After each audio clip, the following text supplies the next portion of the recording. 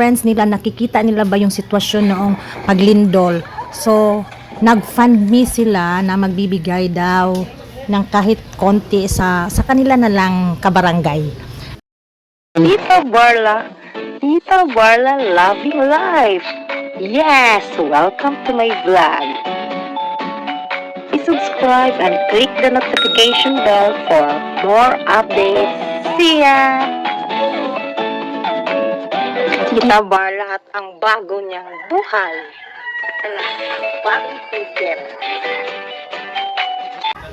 Good morning everyone, this is Tita Barla. Welcome again to my channel. Today is October 17, 2025. So kaninang umaga kami dumating from city, mga 12:30 AM. Maaga pa rin kaming gumising kasi nga di ba nangangamo yung aming sasakyan, ipapakarwash namin. Kung ganito lang sana ang presyo doon sa amin, ay naku, pwede akong every weekend ako magpapakarwash. Ang mahal dito sa amin. Dinala namin yung panawagan ng taga Cebu na kung ang Mindanao magpadala ng ayuda is magdala kami ng durian. So, nangangamoy durian kami. Ngayon talaga ang birthday ng lola ni Josawa, kaso bukas pa daw ang schedule ng kanilang party. Sa ngayon is family affair muna. So, kailangan naming ready ang sasakyan kasi din namin alam kung saan kami mapapadpad. Alam nyo ba, di ba, sabi ko ang family na Josawa is taga North Cebu. Ito talagang simbahan na to ng Shrine of Santa Rosa de Lima. Ito yung paglindol. Nagsimba kami dito pero actually sa unahan lang ang nasira dahil nga sa maraming aftershocks. So, nagsimba saglit kami pero dito lang kami sa gilid. Ayan yan yon.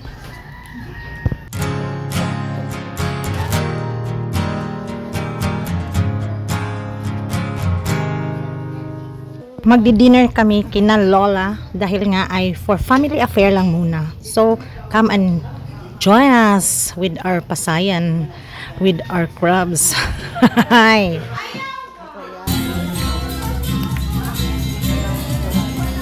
Tauban sa balay. Nakang gitubog sa mga ilaga.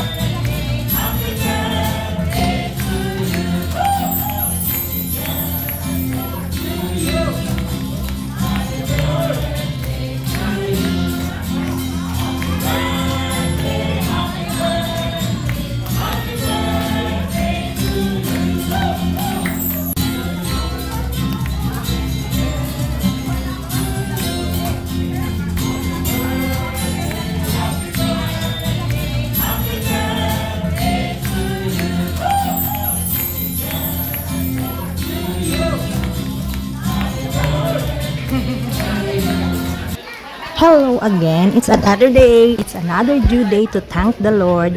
Thank you Lord for all the blessings. Today is October 18, ayan. Dahil yung mga pinsan, mga kamag-anak nila Josawa ay galing sa ibang planeta, at then sa mga friends nila, nakikita nila ba yung sitwasyon noong paglindol. So, nag-fund me sila na magbibigay daw ng kahit konti sa kanila na lang kabarangay. So, ito, at least I'm happy na nakatulong din ako. Wala man ako ambag sa paayuda. Wala akong ambag doon. Kasi hindi naman namin alam na yun ang plano. Dumating na lang doon. At least nakatulong ako sa pag-serve. Thank you sa mga sponsors, sa mga donors. At least we were able to give 600 plus na family ata. I'm not sure. Si tita kasi ang nagbitbit sa listahan.